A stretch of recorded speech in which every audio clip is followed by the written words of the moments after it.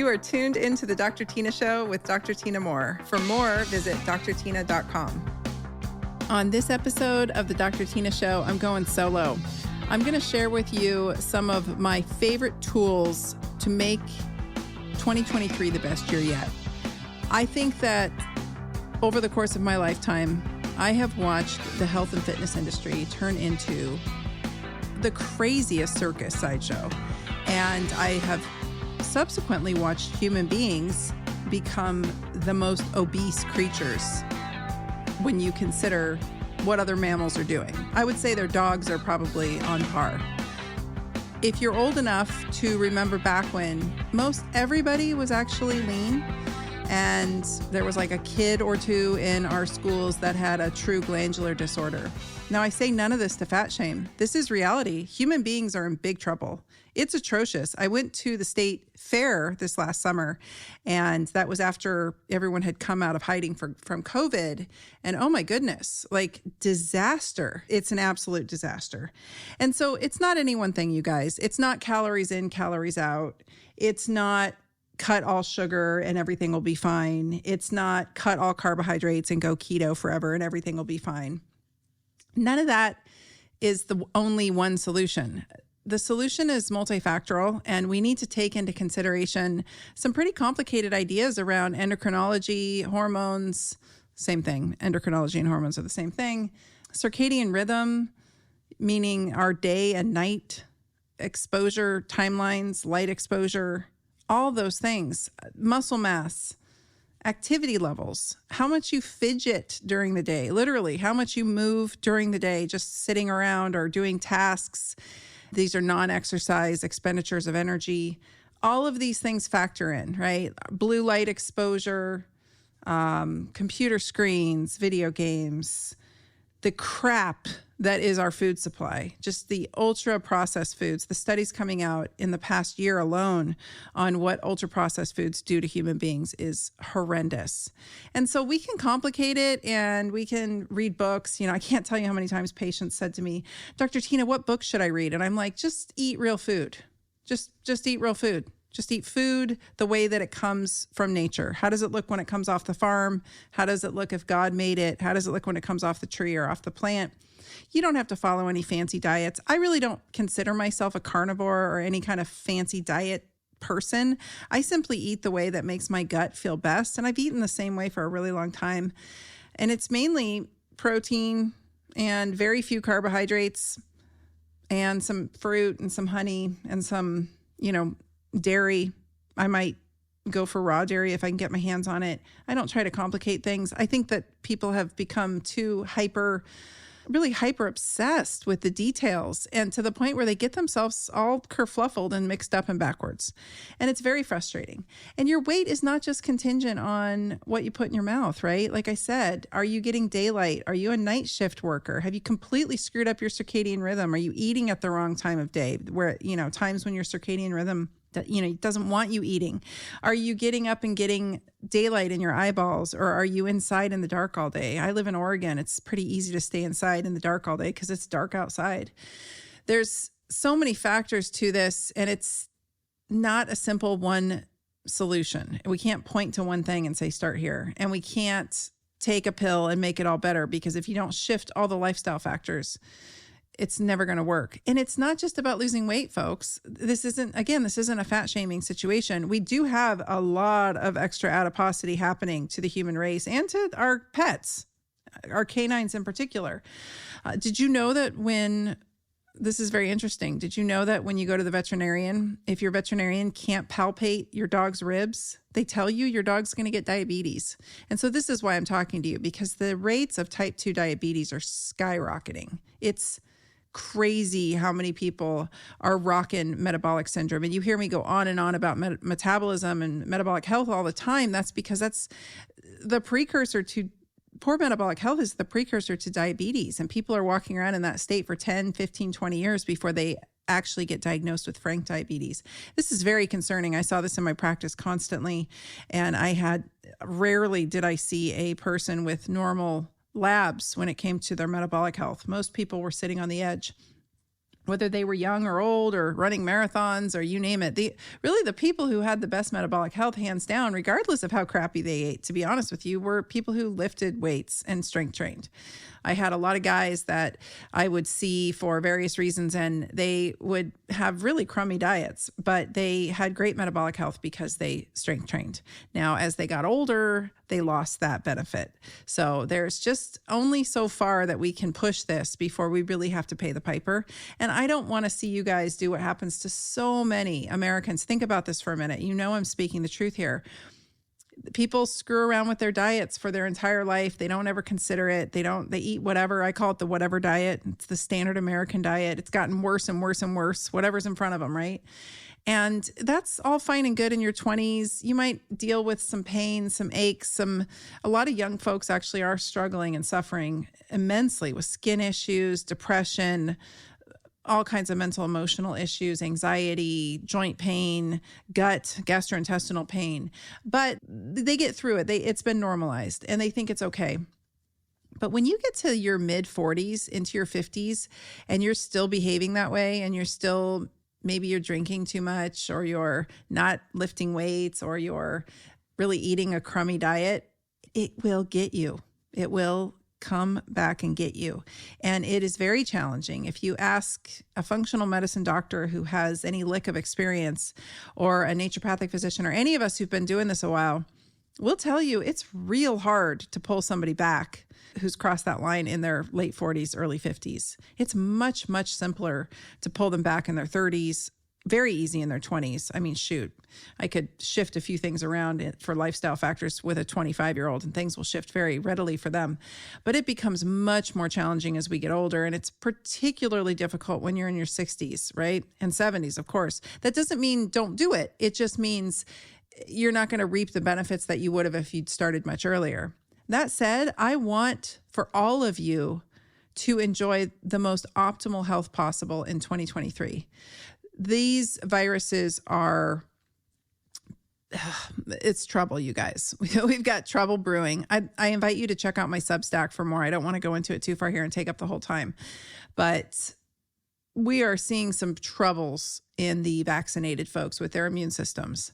And I believe, and it looks to be showing that way, that these impacts are impacting the whole herd because they're impacting the way the viruses behave, which is impacting the unvaccinated. And I am very concerned with what's coming down the chute for everybody. While I still hold true to the unvaccinated getting through things much more readily, I think that we will, in time, all of us will be impacted by the immune systems of the highly vaccinated and what those immune system functions are doing to the behavior of these viruses so far as their virulence and definitely their transmission rates. So all that said, bottom line is what I said day one still holds true. The only way out is through. Really, the only way to get through all of this, because this virus itself and the vaccine tank out the immune system, you guys both do. Now, but the virus itself, every single time we get the virus, which we're all going to keep getting, I just got through it again. My family just all had it. First time for my parents, second time for my daughter, second time for me. We had everything on board though, so I really can't tell you how hard it was because I had everything ready, right? And so I immediately started on all of them. I can't tell you how bad it would have been had we not had that on board. And even my parents are recovering, so far so good. They're about midway through it right now. And it was a little dicey for my dad for a few days there because he's got a lot of comorbidities, but we got through it. And I say this because I have a lot of compassion for folks who don't have access to all of that stuff. And I think it's horrendous what our governments have done by not giving us access to these simple, inexpensive, safe medications and early treatment protocols. But the one thing that no one's talking about, including all of the big stars like Peter McCullough and Malone, and like these guys mention it on the fly, and I've heard Ryan Cole talk about it a little bit, but how we live our life, how we gauge our lifestyle, how we go into anything is going to dictate how we get through it. And it's going to dictate how we recover from it. And so long COVID is a real concern, as is any virus. I cannot emphasize that enough. Long COVID is not a new phenomenon. We have had post-viral syndrome for a long time, you guys. It's how I got into naturopathic medicine, was because I struggled with it. I suffered from it. I suffered from post-viral syndrome for over a decade, from a fairly benign virus for most people. So all that said is, it's really important that we get our health under control, and everybody can do something, and every something that we do is going to add points to our bank account. So think of it like a bank account. The one thing I've noticed throughout this pandemic, particularly on my social media, is this all or nothing attitude. It's the, well, I have 50 pounds to lose and I'm not going to lose that quickly, so I forget it. I give up. And that's just the wrong attitude to be having. If you can drop 5 pounds, you're going to do your joints, your immune system, your metabolic health, and your future self a lot of good. If you can drop 10 pounds, and there's people who need to lose hundreds of pounds, and I get it, it feels way too daunting. And I don't think that you necessarily have to be a lean, mean fighting machine to be optimally healthy. In fact, I think a little bit of body fat is actually going to give you some protection. So I'm not talking for the sake of like hotness here. I'm talking for the sake of just having optimized hormones, optimized immune function, optimized metabolic health. I have recently released some wonderful tools to help you with your metabolism over on my website. So you can go ahead and check them out there at drtina.com. But what I want to talk to you about today are 3 things that you can do for free, and then 1 tool that I absolutely think every human should try out. So we'll get right into it. Number 1, I want to encourage you to walk for 30 minutes a day. This doesn't have to be all at once. This can be in increments, but I want to encourage you to figure out a way to actually walk for 30 minutes a day. Full disclosure, I have been sucking at this since winter really took hold in Oregon, because I live on a farm that's turned into mud. So I have really been neglecting my walking. And if I do walk, I'm walking on my treadmill. I need to be outside more. I need to be, whether it's rain or shine, and I need to get my 30 minutes in. And I want to make that commitment right now to all of you. And I want you guys to make that commitment to me and to everybody else and to your family and to your future self. It's going to increase mobility. It's going to keep you lean. It's going to keep your joints juicy. It's going to keep your metabolism in check. And it really is going to help you lose stubborn fat that you didn't think would be so easy to lose if you just implemented this one very simple strategy. Next up, I want to encourage you to get AM and afternoon light in your eyes. Now, again, I live in Oregon where it's gray as heck. Sometimes all day long, it's so gray, I can't even stand it. And I'm like, how do I live here? This is crazy. But if you can get yourself outside, I do a little happy dance. I wrap up. I try to stay as warm as I can, and I do a little happy dance. The other day it was warm out, and I actually opened my flannel up and exposed myself to the sun to get as much of it on my skin as I could. And I do a little happy dance out there. I might do some mobility work. I wiggle my hips around. I dance. Sometimes I'll put on a song and dance, but give yourself a few minutes at least before you pick up your phone, before you get blue light exposure from a screen. Go outside for a minute or two. Maybe you're going to do that while your coffee's brewing. There are protocols. You guys know how I feel about protocols. People are going to tell you need this many minutes exactly. Just go get some light on your eyes, people, in the morning, okay? First thing, before you pick up your phone and mess up your circadian rhythm. If you can't do that, I would suggest a sad light. I have one. It's just a bright, I think it's 10,000 lux. It's a bright light. And I have that sitting next to me, coming in tangentially onto my eyes. I turn it on. Like sometimes, I'm not kidding, you wake up in Oregon and it is dark out all day long. It's crazy. It looks like it's 4 p.m. all day. So I'll turn that on to give myself first light exposure. And I think that can be a decent substitute. Of course, it's not the same as going outside. And then you want to also include some light exposure on the horizon in the afternoon. And in both cases, morning and afternoon, we're not staring at the sun. We are getting light exposure looking at the horizon. Don't worry about details of time limits. Please, you won't do it then. I just am done with all of the detailed questions on social media. Exactly, what should I do exactly? It's like, come on, people, be a human being and use your instincts. Does a coyote wake up and stare at the sun for exactly 11 minutes on the dot, or the horizon, I should say? No, they go about their business outside and they just get exposure to the light to set their body and brain up to accept that it's morning so that their clock works correctly, their internal clock. Same thing in the afternoon. Give yourself some opportunity to get a little afternoon sun. I like to look at the sunset. I live in a beautiful place where I can see the sunset really beautifully from most of my windows. And so I try to give myself a little bit out there. I might hula hoop out there. I might, again, do a little dance, but just think about it in terms of just being a human. All of these things that I'm telling you, just be a human. Let's not worry about protocols and times and amounts and all of that.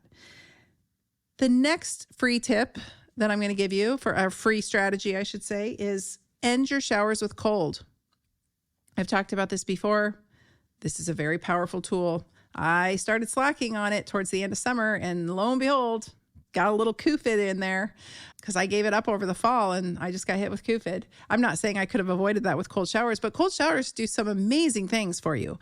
Number one, it really helps tonify your immune system. And this is nothing new. This is old school naturopathic medicine, you guys. They've been doing this for a long time all over the world. Giving yourself a cold blast at the end of your shower. Now, do you want to cold plunge into an ice bath? Go ahead. That is horrific for me. It is one of my goals this year to learn how to handle that. But man, that's a shock to the system and I don't like it. And I have the adrenal glands of like, they're little piles of dust sitting atop my kidneys at this point. So I'm not a big fan of shocking my central nervous system and potentially giving myself unnecessary adrenal fatigue. So I'm going to end my showers with cold. This is how I suggest you do it. Set it to cool. Okay, you don't have to go cold and freak yourself out. Set it to cool and give yourself an opportunity to put your arms and legs in. All right, just start there. And that's it. And then get out, dry off, tell me how you feel. You're going to feel better, I promise. Then as you get a little braver and a little more used to it, we're going to start jumping our torso in. I found that putting my back to it is easier than my breasts and my belly. I do not like cold water on my belly. I don't know why. I hate it. And so getting the front of me exposed to that cold shower is really challenging, but I'll set myself up for it. Sometimes I might say a little cheer and clap my hands. There's some cheers that I remember from high school. I was not a cheerleader, by the way. Fun story. I tried out for the cheerleading squad actually to mock them because I thought they were a bunch of snobs and I was a punk rock girl and I took a lot of grief from them. So I decided to try out and then I gave up in the middle because I was like, this isn't fair. I was actually progressing through the tryouts and there were people who really wanted to be a cheerleader and they didn't make the cut because I took the spot because I was making the cut. And I realized that was unfair because I had no intention of actually following through with it. So I got out and that's a little side story about me. Think of me what you will. I was 17 and angry. So I'm still a little sassy like that. But anyway, front of body, back of body, get your body in there. If you're feeling real brave, get your head under the shower. Taking a cold shower, I think in many ways is harder than getting submerged in cold water. It's different. So you could try it in your bathtub, even cold water submersion in the bathtub. It's so cold right now here that the water coming out of the spout is so cold. I don't need a cold plunge outside. I can just get in my bathtub with just pure cold water. So however you want to do it, easy and gentle, slow and low, ease your way in. But I want to encourage you to think of it as a vitality tonifier. We are tonifying our vitality so that we can be more resilient along the way. Another cool tip about cold exposure is it increases a hormone called adiponectin. And adiponectin is a hormone that protects us against insulin resistance. So there's your tip for metabolic resilience. It protects against inflammation and cardiovascular disease. So cold exposure significantly increases adiponectin levels by up to 70% in some studies. So there's a winner for you right there. Cold exposure for the win. It also increases dopamine, which is it's an interesting neurotransmitter. It's our neurotransmitter of reward. So when we set out to do a task and when we complete that task, we get a dopamine hit. It's wonderful. It makes us feel like we have purpose in the world. It makes us proud of ourselves. Most addictions, well, all addictions really are people chasing the dopamine dragon. So whether your addiction is food or whether it's anything, really, gambling, whatever, that's people seeking out dopamine hits. So get your dopamine in and get your adiponectin going with your cold exposure in your shower, in your bathtub. Or if you really want to be a hero, you can do the ice baths. I will be learning about that this year and I'll be reporting back on it for you. I might become a lover of it. I don't know. I might hate it. We'll see. And the last tool, now this one's going to cost you, but I've got a good deal for you, and you can save $30 on your subscription for a month to NutriSense.io. They have a product out that is a sensor. It's a continuous glucose monitor sensor. And while it is not designed to treat, prevent, or cure any conditions, what it does is it shows you your blood glucose throughout the day. It's a small monitor that you attach to your body, and I prefer my arm, the back of my arm, and you wear it throughout the day, and it stays on for 2 weeks, and you get to see in real time on the NutriSense app, you get to see what's going on with your blood sugar. And I cannot tell you how eye-opening this is. I highly encourage every human being that is able to do so to consider subscribing for at least a month. If you have metabolic dysfunction, I believe a 3-month subscription minimum would be the best idea and investment for you. A 6-month subscription would even be remarkable if you truly are a type 2 diabetic. But I have played with all the gadgets, you guys. I get all of them. I get all of them sent to me. I play with all of them. And I have come back to this sensor. This is my 3rd round with it right now. And every single time I apply this gadget, it's eye-opening. It's nothing shocking or new. You can go back and listen. I've done episodes in the past about my experience with the NutriSense continuous glucose monitor. But really, every single time I'm like, oh, duh. And what I'm noticing most importantly is how my sleep and my stress are impacting my blood sugar, and how my blood sugar is impacting my sleep and my stress. And what I want to emphasize, what we're going to be talking about for this entire month of January 2023 really is your hormones, and how your hormones are intimately related to your metabolic health. And you just simply cannot have a balanced hormonal system, whether you're a man or a woman, if your metabolic health is not in check. And it doesn't mean you have to be crazy about the way that you eat or drink or what you put in your mouth. It's not about that. It's about the quality of protein you're eating. It's about the quantity. It's about, again, how stressed out are you? Because boy, my blood sugar spike every time I anticipate stress. I don't even have to have the stress, just anticipating it causes the blood sugar to spike. It's wild. How your sleep has been. Are you getting enough? And again, your blood sugars will impact your sleep. So you'll start to see spikes of your blood sugar during your sleep. Very, very interesting, very telling. And the best part is NutriSense has a dedicated team of dietitians who are so smart. They're very much, a lot of them are traditionally trained as dietitians, registered dietitians, but they're all on our side, you guys. Like, they get it. They're hip to the way that I talk about eating, metabolic health, and they're right there on the app for you. They're just right there in the DMs. And so they chat with you in real time, and they'll ask you questions, and they'll ask you to pause and stop and look and be like, okay, what did we eat here? Here's what happened. And they teach you how to analyze the data. And what's really cool is you can put in your meals. And so as you enter your meals you can take a picture of your meal so you can remember it. You can actually go into great detail and put it in so that it actually gives you a macro readout. Or you can just, for your own purposes, remind yourself what you put, I had yogurt and blueberries. Or you can put in, I had exactly this many cups of yogurt and this many cups of blueberries, and it'll give you a macro readout.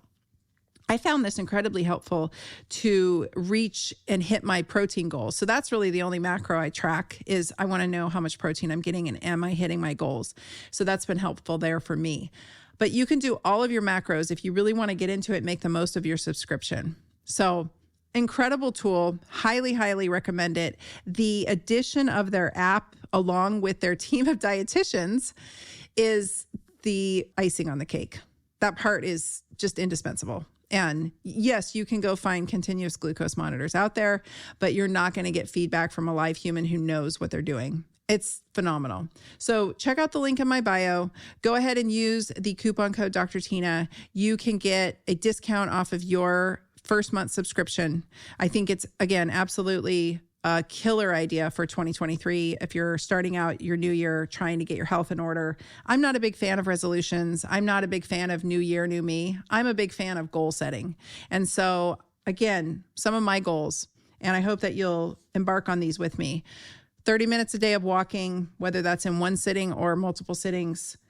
AM and afternoon light exposure on the eyeballs, on the body if we can.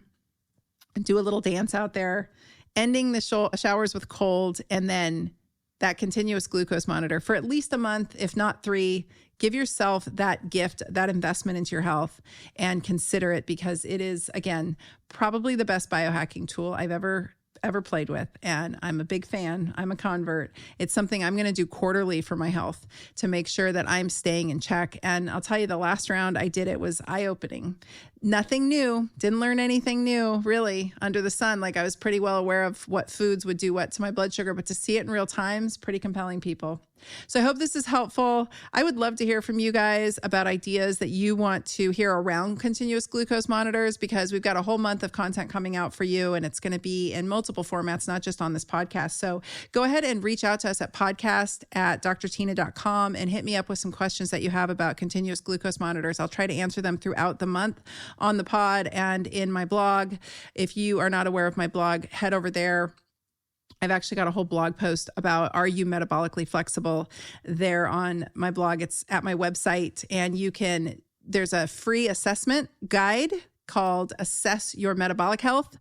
It is a free guide on my website that you can grab. And I also have my metabolic revamp toolkit there. It's a whopping $9 and it is chock full of amazing PDFs. There's an ebook, there's a recipe guide. I actually tell you how I eat and why, with some wonderful recipes in there, and a whole bunch of cheat sheets and guides in there to get you started on your metabolic journey. All of this is for you as a gift, kick off 2023 in the right way and on the right foot. So go ahead and check all of that out there, and I will see you next week. Thanks for listening to the Dr. Tina Show. Please be sure to follow me on Instagram at Dr. Tina, that's DRTYNA, and Dr. Tina 2.0, as well as visit my website at drtina.com. This is a Resonant Media production, produced by Drake Peterson and mixed by Chris McCone. The theme song is by John the Guilt. As always, you can email the show at podcast@drtina.com. And if you like this episode, please rate, review, and subscribe on your favorite podcast app. See you next week. This podcast is for general informational purposes only. It does not constitute the practices of medicine, nursing, or other professional healthcare services, including the giving of medical advice. I am a doctor, but I am not your doctor. No doctor-patient relationship is formed. The use of this information and the materials linked to this podcast is at the user's own risk. The content on this podcast is intended not to be a substitute for professional medical advice, diagnosis, or treatment. Users should not disregard or delay in obtaining medical advice from any medical condition they have, and they should seek the assistance of their healthcare professionals for any such conditions. If you're looking to take back your health, it's time for you to listen to the Real Foodology podcast. From the producer of The Dr. Tina Show comes one of Apple Podcast's top 10 nutrition shows, hosted by integrative nutritionist and real food activist Courtney Swan. The Real Foodology podcast is on a mission to change the way we eat. Courtney interviews doctors, food experts, health professionals, and nutrition pioneers to bring you the best info so you can thrive. Somewhere along the way, we lost sight of how impactful our food choices are. But it's never too late to start on the path of better health choices. You'd be so surprised how resilient our bodies are when we start taking care of them. Yes, it's overwhelming, but that's why Courtney's here to help. She breaks it down for you and makes the information more accessible so that you can make more informed decisions in the grocery aisle or restaurant. Listen to the Real Foodology podcast today on your favorite podcast app.